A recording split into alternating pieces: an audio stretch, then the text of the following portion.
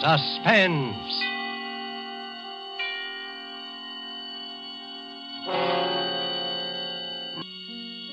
This is the Man in Black to introduce this weekly half hour of Suspense. Tonight in Hollywood, bring you the distinguished actor who has just won the New York Film Critics Award for his performance in Watch on the Rhine, Mr. Paul Lukas. The suspense play which stars Mr. Lukas and which is produced and directed by William Spear is called A World of Darkness. And so with the performance of Paul Lukas as the musician named Anton Rizak, to whom the world was a world of darkness, we again hope to keep you in suspense.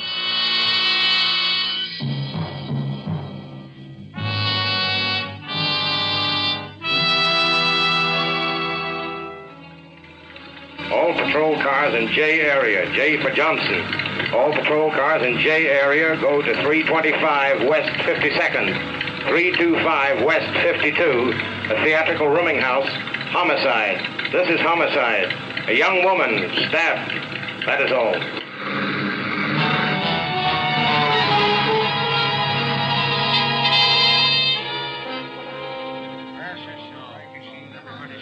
Okay. Is everybody here now? Yes, I think I've got all of them. There's Mrs. Collins, Mr. Farrell, Miss Walker, Mr. Gunther. Yes, they're all here, Lieutenant.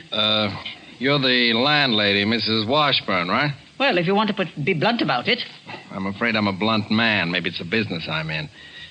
Last night, a girl was killed in this house. According to the coroner, it happened about 2 a.m. She was killed in a particularly cold-blooded manner, stabbed. And that's murder. There's no two ways about it. Now, you're intelligent people. You're all connected with the theater. No, not all. Franz is my sort of caretaker, handyman. Yes, handyman. But not to do with that theater, that place of sin and abomination. Don't mind him. Franz has always been a little prejudiced. I know when the sword of righteousness is ready to strike. Where were you at 2 o'clock in the morning? I was in my room waiting. What were you waiting for? Now, look, don't you people realize what you're up against? Till you can account for your actions last night, you're all under suspicion of murder. What makes you so sure one of us did it? Oh. You were Miss Nancy Collins' fiancé, is that right, Mr. Farrell? Yes. What were you doing last night? I was out walking. Anybody see you? I don't know. I don't think so. How do I know? What were you doing out walking around at 2 o'clock in the morning? Well, after what happened, Oh? What happened? Oh, nothing. I was upset, that's all. Why don't you tell him the truth, Daniel? The truth? What's the use of all this talking? It's not going to bring her back. What did you mean by that, Mrs. Collins? What truth? It's not my place to say. Daniel considers it a personal matter. It couldn't have had anything to do with what... Oh, I'm sure no one is concealing anything of the slightest importance. Everyone loved Nancy. Everyone. Please. I know what you're getting around to. Why, Kay. That everyone loved her but me. That I hated her. But I didn't. Well, not enough to do a thing like that. Where were you at 2 this morning, Miss Walker? In my room. Can you prove that? No, of course I can't. That's the whole thing. Don't you see? No, listen. Who's playing that piano? That's Mr. Rejek in the room across the hall. He's a musician. Does he live here? Yes. Why didn't you tell me? I thought you said everybody was here. No use talking to him. He doesn't even know about it. Will you please let me handle this? Really, Lieutenant, he couldn't tell you anything. You see, You get him in here, Haggerty. Go get him. Okay. Now, listen. You people have got an awful lot of explaining to do. None of you can prove where you were or what you were doing or why you were doing it. What about you, Mrs. Collins? You don't think... After all, I am poor Nancy's mother. Mrs. Collins, I'm just trying to get at the facts. You have the room next to Nancy's. Didn't you even hear anything? No. I've had insomnia for years. I have to take a strong sedative every night. Here comes Mr. Rejek. Oh, Mr. Rejek, I'm sorry to disturb you, sir. I didn't realize that... That I was blind? Oh, it is no matter. I was waiting for you to send for me, officer. You knew the police were here? But of course. Oh, Mrs. Washburn, has anyone seen anything of Carl yet this morning? No, not yet. Who is Carl, Mr. Rejek? My Belgian police dog who guides me. He has wandered off somewhere. Although I cannot say I blame him. It is not much fun being a companion only to a blind man. Oh, well, he'll come back. That kind always does. Oh, I'm not worried. But now you wish to speak of the terrible thing that has happened to poor Nancy. Oh, you know about that? Unfortunately, yes. By the way, here is the key to her room. It was locked and you were obliged to force it, were you not? Why, yes, but how did you... How do I have the key? And how do I know? You see, I'm a blind man. But there are many ways for a blind man to know many, many things. Yes, I see. Poor Nancy. Poor child. How much do you know about that? Quite a bit, I'm afraid. I know how she was killed. I know why she was killed. And I know who killed her.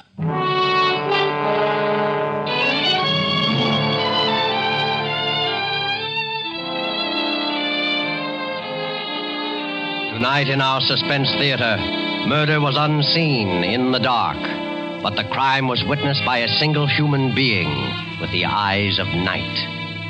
It is bringing you Paul Lukas as star of Suspense in the Robert L. Richards story, A World of Darkness.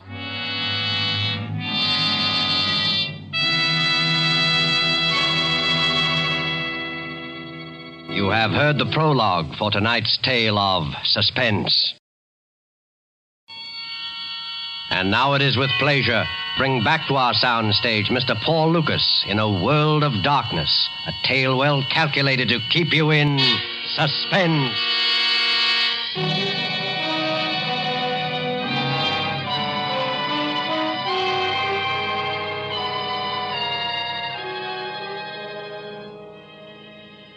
You think it is a great affliction to be blind. Yes, in a way it is. If he yields to it, it can make a man bitter and distort his mind. But if he struggles against it, there are merciful compensations. In time, he reaches out into the world again and finds he can perceive the meaning of the life around him without his eyes. A world of darkness becomes to him a place of utmost sensitivity to other things, to touch, to smell, but above all, to sound. The ticking of a watch, the rustle of clothing, the sound of breathing, or even the beat of a heart. I have only to focus my attention on a sound so distant or so slight as to be utterly imperceptible to anyone else. And to me, it is magnified and amplified 100 times. Last night, though sitting in my room and confined in my eternal darkness, I heard what I could not see. And I was witness to a murder.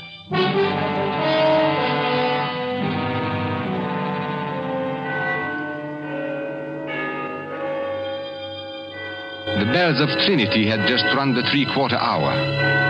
They are at the lower extremity of the city, but I always like to listen for them. It was 1:45 midnight. I was about to go back to my piano. I had been working on a little composition of my own when I heard Nancy coming down the street from the direction of the theater. She was walking very fast. It was clear to me that she was disturbed about something, so I knew she would want to see me. I waited for her knock.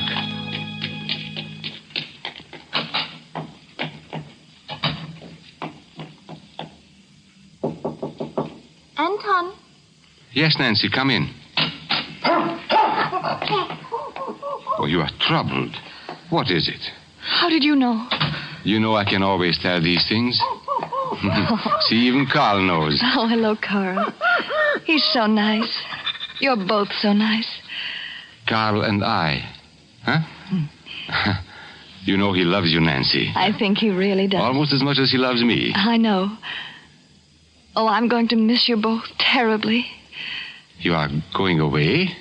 Anton, I'm going to marry Danny Farrell. To marry? Yes, he's quitting the stage and he's going into the army. I'm going with him. That's what I want to tell you about. I see. Anton, you've always been so good to me. You've helped me so much, and I've always felt that you liked me. More than that, Nancy. I'm very, very fond of you. Oh, Anton, you're the best friend I've ever had. But I'm nearly twice your age and blind. Oh, that doesn't matter. We've had some wonderful times together. Yes. And now you wish to talk to me because you are still not sure you have made the right decision, Yes. Now, to leave the stage now, just when you are having the first time such a wonderful success. Oh, it isn't that. I've always hated the stage. Hated it. Now, Nancy, now. You have a very great talent. You can't have a talent for anything you don't like. And you can't like anything you've had crammed down your throat ever since you were barely able to talk. Oh, it's your mother. She's counted on it all these years. She sacrificed everything for my career. Oh, Mother loves me in her way, but sometimes she's so strange. When I told her about Danny tonight, I thought she was going to have a stroke or something. I've seen her angry before, but never like this. Oh, it will pass. Anton, for a minute she looked insane. I was frightened, really frightened. Listen. What?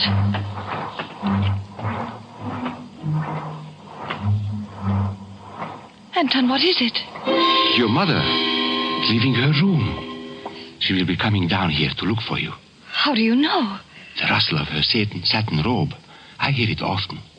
Perhaps we better not speak any more just now of your little trouble. Oh, I shouldn't have bothered you. I know it must seem childish and silly to you. No, Nancy, it is not for me. But perhaps your mother will not like it that you confide in others. But how could you know that Nancy? You see? She is coming. Nancy? Yes, Mother? Oh, there you are.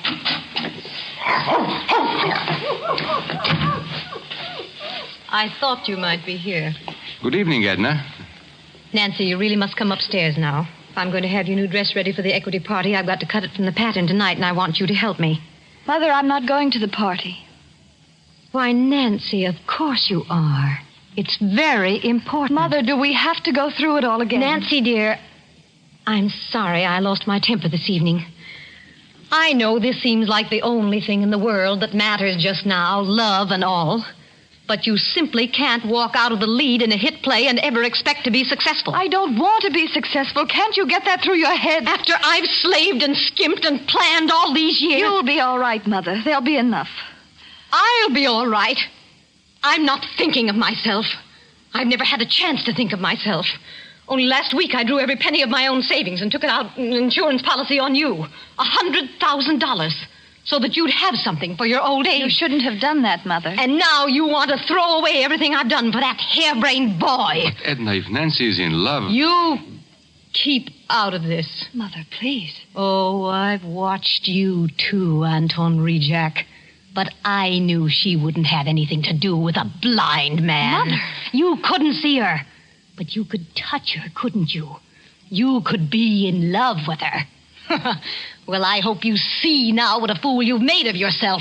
You fool. You blind fool. Fool. Down, Carl. Quiet.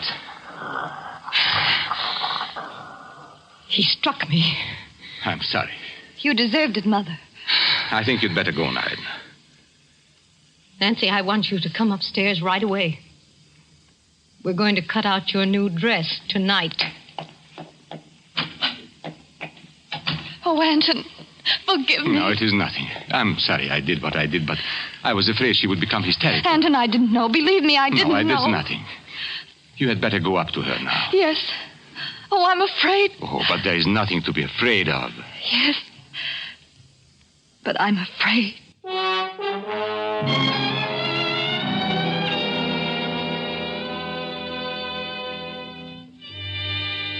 I could not sleep, although it was late. I tried to go back to my work, but my attention wandered. I could not keep mind from what was going on in that room upstairs. I heard each sound as clearly as though the cause of it were there at my very side. Nancy was weeping. And against the sound of her tears, like an inexorable counterpoint, the scissors. Deliberate, mechanical snipping and crunching of heavy dressmaker's shears, cutting material on a table. Then there was an interruption. Footsteps running up the stairs. The footsteps of Danny Farrell. I knew what would happen then. Mrs. Collins, you've got to listen. So I did not want to listen. Here. Nancy, but for a moment I did. Danny, I don't know what to do. Well, it's about time you found out, isn't it? I shut my mind to it. I didn't want to hear anymore. There was to be another quarrel, another agonizing scene. And then presently I heard the steps again.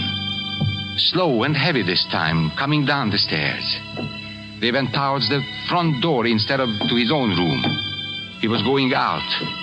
I did not know what he might do. I went to my own door, and as casually as I could, I opened it. Oh, hello, Anton. Why, hello, Danny. Were you going out? For a little walk. It's late. I guess it is. I'm sorry, Danny. You know about it, do you? Yes, Nancy told me tonight. There was a scene with her mother again. But it will come out all right. Oh, no, it won't. Why? Nancy's changed her mind. Or rather, her mother's changed it for her. Oh, the poor child. Anton, Nancy's a lovely girl. She's the loveliest girl in the world. But she's weak. Oh, but we are all weak in one way or another. But she doesn't know what she does to people. She doesn't know the torture she puts people through. No. And I can't stand it any longer. If I can't have Nancy, I'll do something.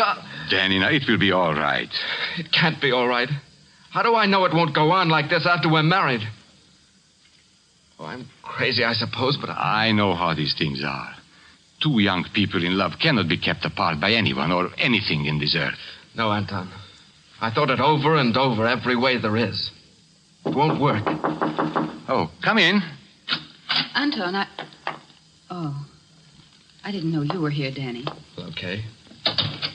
I just heard the news. Over at the theater. Congratulations. Thanks. I suppose I had to say that. You know I don't mean it, Danny. Please, Kay, I don't think you love her, Danny. I don't see how you could. Kay, I don't want to talk about it tonight. Are you afraid to talk to me, Danny? Are you? I'm sorry, Kay. Good night, Anton. Danny! Danny, listen to me! Danny! Oh, let him go. He's upset tonight. He's upset. He's upset. Kay, stop it. Get hold of yourself. I love him. I love him. I can't let him go. Oh, but you must, don't you see? He's going to be married. Before she came along, he couldn't even think of anyone but me. She planned it very nicely. Just the way she's planned everything else. She doesn't care how many lives she wrecks, including his. But it won't be so easy this time. Kay, you are talking foolishness. Listen, Anton. Before I'd let her get away with this, I'd kill her. So help me, I'd kill her.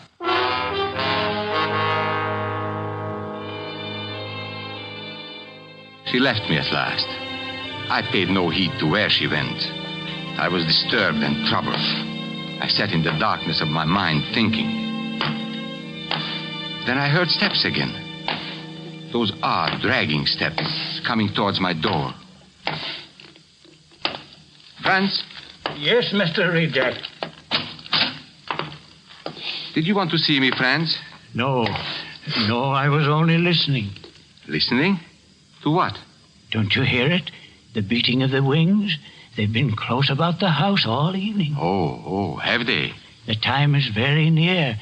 Are you a good man, Mr. Reject? Now, I don't know, Franz. I try to be. The black angel with the bright sword of righteousness and vengeance. Do you think we can escape him? Well, I hope so. No. Don't you know what goes on in this house? Haven't you seen them? With the painted lips, the tinkling rings and bracelets, and the vanity and the scoffing? Yes, Franz. What have you in your bag there? Oh, yes, my tools. Always I work day and night. There's a dripping faucet up in Miss Collins' room. I have to fix it. Dripping faucet? Oh, yes.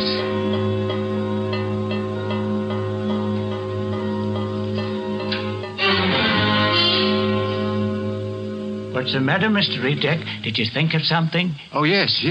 I was thinking that I must take Carl out for a walk. Oh, now, Carl, down. Hello there, Carl. He's a fine dog, eh? Franz. Yes. Go along. Do what I told you. It's late. Yes. I do what I'm told. Remove out of the midst of Babylon and go forth out of the land of the Chaldeans.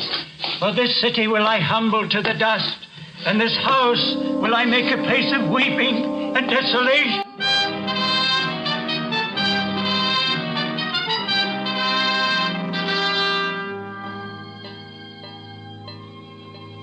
The moment the old man called my attention to the faucet, I had heard it. When I went back into my room, I still heard it.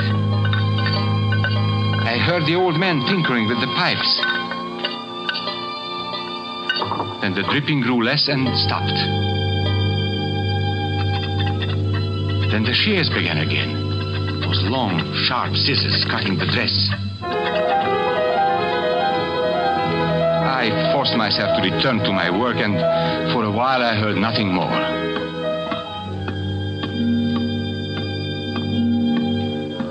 Then I heard it.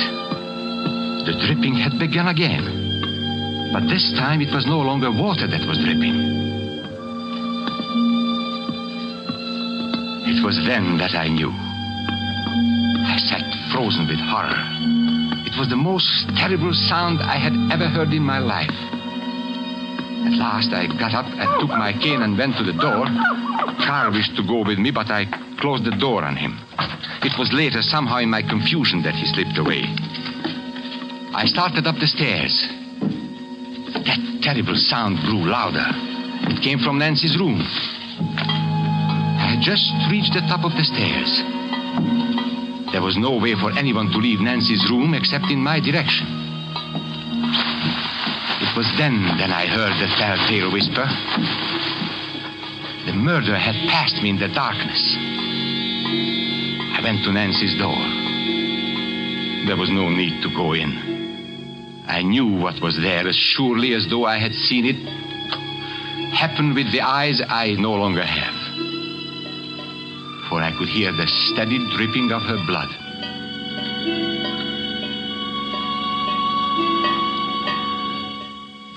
I closed the door and locked it. I put the key in my pocket. I wished to make certain that the criminal would have no chance to return and cover up any evidence of the crime. Then I returned to my room to wait for you officers of the police to come. And now you would know, as I knew, why Nancy Collins died and who killed her.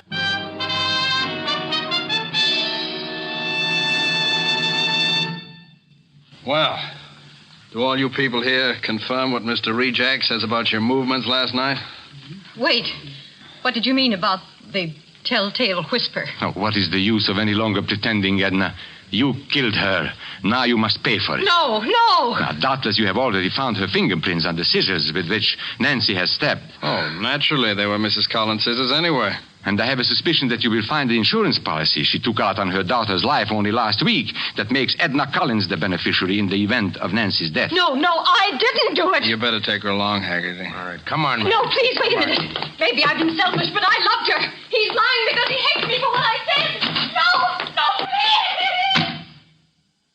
Well, Mr. Rejak, I guess several people owe you their thanks for this. And you owe me nothing. If it could only bring her back to life. Come in. We found Mr. Rejak's dog, ma'am, down in the cellar. Been there all night. Here, Carl. Carl, my poor old Carl. Here, Carl.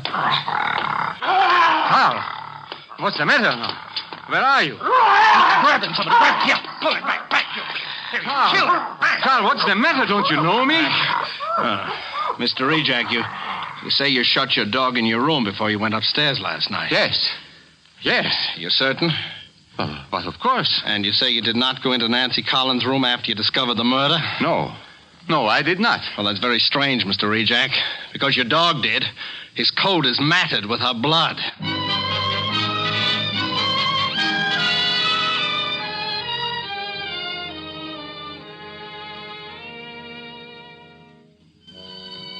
I realize now that the dog must have followed me. I heard him whimper when I struck. Then somehow he disappeared. But before I locked the room, the beast must have fawned on her where she fell. Yes, I killed her. It is no matter now. She will marry no one now. Nor will I. Yet it is true I heard those things. Yes, most of them. You would be amazed what I can hear. Now, even from where I sit, I can hear the men at work at the place where they will take me, although that place is many miles away. They are hammering on the scaffolding in preparation for me. And now they are clambering up on the platform. And now they are about to test that ingenious device that will snuff out my life. Listen. They spring the trap.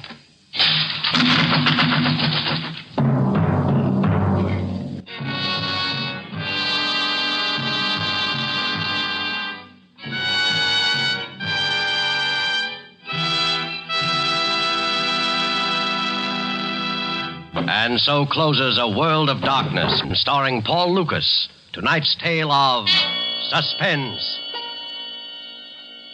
Next Thursday, same time, Suspense. This is the Columbia Broadcasting System.